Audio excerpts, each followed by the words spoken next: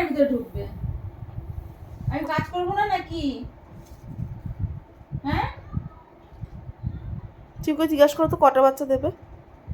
আগের বার চিকু দুটো দিয়েছিল আমাদের মিকু পিকু। আমি বলছি এবারও আমাদের মিকু পিকুই আসবে। কত বড় হয়ে বাচ্চাগুলো চলে গেল। কোথায় কোথায় যাবা? কোথায় কোথায় যাবা? আসো এদিকে, আসো এদিকে, আসো। যাও যাও, এখানে আসো, আসো কোথায় গেলি তুই? আসো। একবার এখানে একবার ওখানে। এদিকে আয়, এদিকে আয়, এদিকে আয়। এই বাচ্চাটা যেই হয়ে যাবে না আর আমাদের চিনবে না। এখন তাও পায়ের কাছে এসে ম্যাও করবে। আগে বাচ্চাটা হওয়ার পরে আমাকে চিনবেই না, আমাকে কেন, আমাদের কাউকে চিনবে না।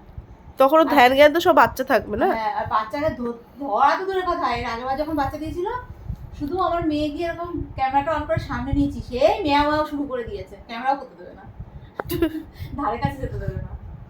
আর কি মারতো মা ফিকুকে, মনে আছে?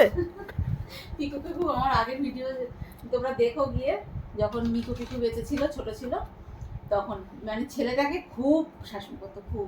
মেয়েটার থেকে সে ছোট থাকতে মেয়েটা পালাতো, মেয়েটা খুব চালাক ছিল, ও পালাতো। খুব চালাক ছিল। ও যেই দেখতো ভাইকে মারছে, ও তাড়াতাড়ি করে জানলার উপরে, রেলিং এর উপরে উঠে গিয়ে বসে থাকতো। আর পিকুরা বসতে পারতো না উপরে গিয়ে, লাফ দিতে, ওকে একটু দেরি হতো, ওকে ধরতো তো অ্যাটাক করে তখনই। এবার ওকে ও একটু বলদ ছিল, ওর খালি মা মা করতো আর মাই কেলাতো ওকে ধরে। যেত আর মাই ওরা মারতো বেশি।